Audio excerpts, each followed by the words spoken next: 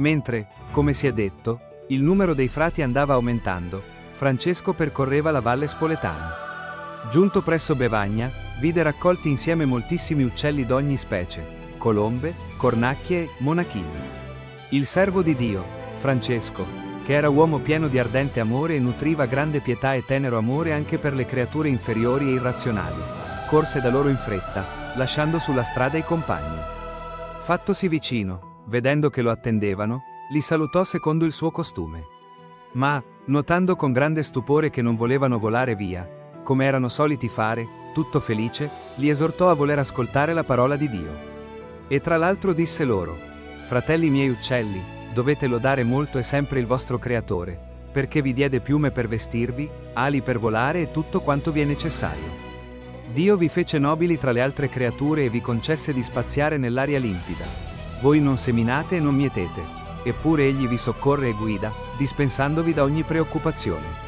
A queste parole, come raccontava lui stesso e i frati che erano stati presenti, gli uccelli manifestarono il loro gaudio secondo la propria natura, con segni vari, allungando il collo, spiegando le ali, aprendo il becco e guardando a lui.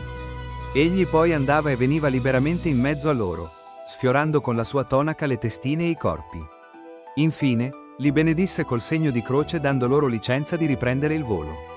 Poi anch'egli assieme ai suoi compagni riprese il cammino, pieno di gioia e ringraziava il Signore, che è venerato da tutte le creature con sì devota confessione.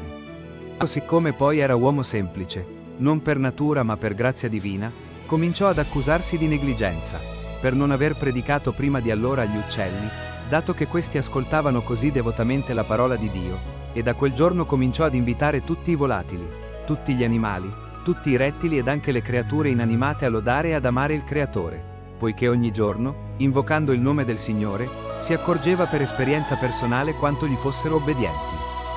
Un giorno, recatosi ad Alviano a predicare e salito su un rialzo per essere visto da tutti, chiese silenzio. Ma mentre tutti tacevano in riverente attesa, molte rondini garrivano con grande strepito attorno a Francesco. Non riuscendo a farsi sentire dal popolo per quel rumore, rivolto agli uccelli, disse: sorelle mie rondini, ora tocca a me a parlare, perché voi lo avete già fatto abbastanza, ascoltate la parola di Dio, zitte e quiete, finché il discorso sia finito. Ed ecco subito obbedirono, tacquero e non si mossero fino a predica terminata. Gli astanti, stupiti, davanti a questo segno dicevano: veramente quest'uomo è un santo e un amico dell'Altissimo. E facevano a gara per toccargli le vesti con devozione, lodando e benedicendo il Dio. Era davvero cosa meravigliosa, poiché perfino le creature prive di ragione sapevano intendere l'affetto fraterno e il grande amore che Francesco nutriva per esse.